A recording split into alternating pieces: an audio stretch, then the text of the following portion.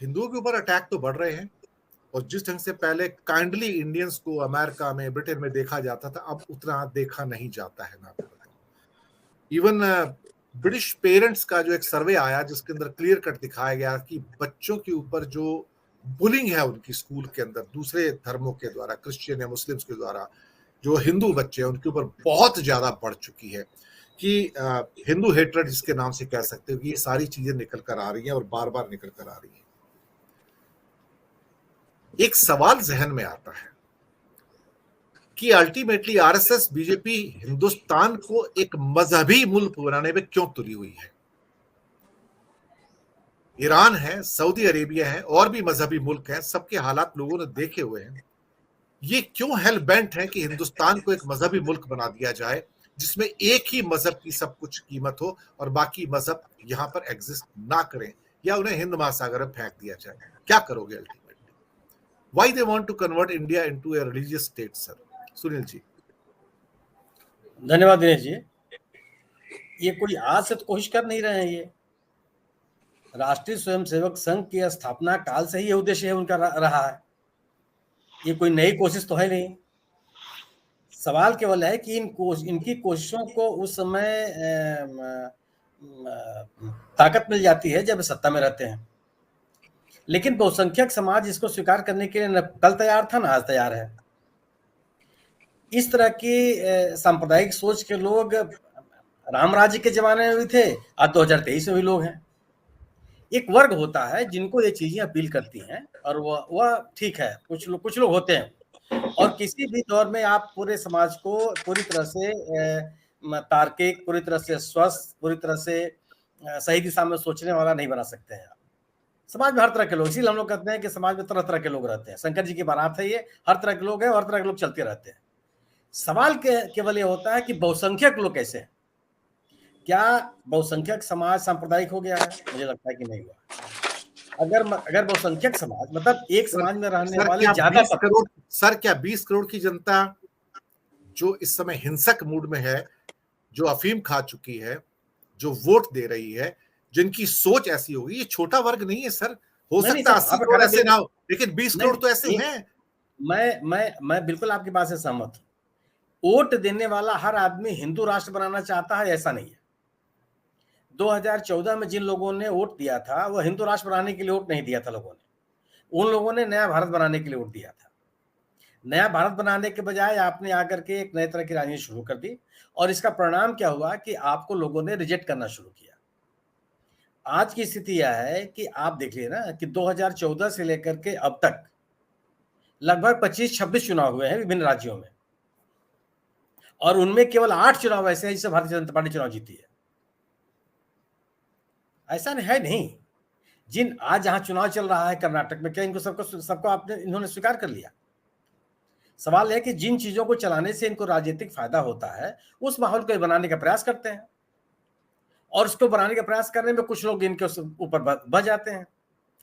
ये केरला फिल्म की जो आई हुई है, केरला फाइल्स, इसके पहले भी जो कश्मीर फाइल्स आई थी, अमिताभ जी और अच्छी तरह से जानते हैं। उसी फिल्म को फिल्म जगत के व्यक्ति ने कह दिया कि प्रोपेगेंडा है। सरेआम कहा, खुले आसमान के नीचे कहा उसने कि प्रोपेगेंडा है। और मेरे सहित करोड़ों लोग ऐसे हैं जो उस फिल्म को देखने नहीं गए। मैं अगर 10 आदमी से मिला हूं तो उसमें से 9 आदमी ऐसा मुझको मिला है जो कहता है उस फिल्म को मैंने नहीं देखी है। और आप देखिएगा, आपके कहने से केरल फिल्म थोड़े से पूरी दुनिया बनने लगेगी। केरला फाइल्स फिल्म के आते ही शशि थरूर जैसे व्यक्ति का बयान आ गया कि आपका केरल ऐसा होगा, हमारा केरल ऐसा नहीं है। आप जो दिखाना चाहते हैं ये आपका हक है। निश्चित रूप से कला और संस्कृति के नाम पर कोई प्रतिबंध नहीं लगाया जा सकता, लेकिन आप जो दिखाना चाहते हैं लोग उसको देखने के लिए तैयार है कि नहीं, ये सवाल इस बात का है ना। अगर चला होता तो अब तक तो पूरे कर्नाटक में चिकमंगलुरु से लेकर के और उडुपी तक जय बजरंगबली का नारा लग रहा होता। क्या लग रहा है क्या आपको? लोग नारे लगाते हुए दिखाई पड़ रहे हैं? है क्या कि आपको जो चीज अच्छी लगती है आप बोलते हैं, जो उसको सुनने वाले होते हैं जिनको उनको भी लगता है कि बहुत अच्छी बात है, लेकिन पूरा का पूरा समाज वही सुन रहा है, ऐसा है नहीं। और अगर ऐसा होता तो हम और आप बात ही नहीं कर पाते, संभव ही नहीं है। हम जिन जिन हमारे जो मूल में है, हमारा जो जड़ है, वह सांप्रदायिक सौहार्द में है। कुछ लोग हैं हमेशा से थे, हमेशा कभी कोई इतिहास का कोई दौर ऐसा नहीं रहा है जिस दौर में ये स्थितियां पैदा न हुई हो, कि जिस दौर में विभिन्न संप्रदायों में रहने वाले लोग, विभिन्न धर्मों को मानने वाले लोग कट्टरपंथी न रहे हों। हम लोग जब अगर आप याद कीजिए, फिल्में देखते थे तो जितने विलेन होते थे सबका नाम क्रिश्चियन होता था, माइकल, डेनियल, क्या क्या यही सब नाम होते थे। अब याद कीजिए उनको। और मैं आज तक किसी क्रिश्चियन को नहीं देखा जो अपराधी हो। मेरे तमाम दोस्त हैं। अब मुझको जहां तक याद है, किसी का नाम कालीचरण नहीं होता था, किसी का नाम रामलाल नहीं होता था, किसी का नाम शिव प्रताप नहीं होता था, किसी का नाम अमिताभ श्रीवास्तव नहीं होता था। सब माइकल, डेनियल, नहीं सर, हिंदू नाम भी सर, हिंदू नाम भी होते थे सर। गब्बर सिंह तो हिंदू ही था, सबसे बड़ा विलेन।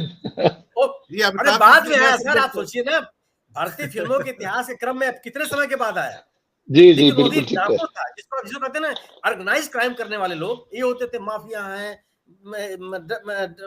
ड्रग का धंधा करते हैं, स्मगलिंग करते हैं, ये करते हैं, वो सब ऐसे ही नाम होते थे। और आप बता दिए क्या सब लोग वही हो गए? ये है क्या ना कि ये बाजार है, और बाजार के नाम पे लोग मचला रहे हैं। और इसी तरह से यही राजनीति में भी वह इन्वेस्टमेंट हो गया। अब राजनीति ये नहीं हो गई कि हम समाज की सेवा के लिए, देश की तरक्की के लिए, लोगों के अपलिफ्टमेंट के लिए हम आते हैं। वो एक तरह का इन्वेस्टमेंट है, और वह हमारा कितना जाकर के आगे बढ़ेगा। आप सबसे आसान काम लगता है कि लोगों को आप पोलराइज कर लेते हैं इसके नाम पर। लेकिन मेरा अभी मानना है कि समाज में रहने वाले बहुसंख्यक लोगों की स्थिति होती है कि वह कौन इस धरती पे व्यक्ति है, पागल से पागल व्यक्ति भी होगा जिसके पास विवेक नहीं है, वह अपने मूल मुद्दों को छोड़ दे, जो अपने भूख के साथ समझौता कर ले, जो अपने स्वास्थ्य के साथ समझौता कर ले। इन चीजों को दरकिनार करके आप ऐसे बांट लेंगे। अगर धार्मिक मुद्दों के ही नाम पर लोगों को आगे बढ़ाना होता तो शंकराचार्य इस देश के सबसे बड़े नेता होते। कौन उनको मना कर लेता? ये चारों जो शंकराचार्य है, दुनिया उन्हीं के पीछे पीछे चलती। या जो तमाम अन्य धार्मिक स्थल हैं विभिन्न संप्रदायों के, उनके धर्मगुरु ही नेता होते। लड़ ले चुनाव कोई आकर के, अब कोई मान ले उनको।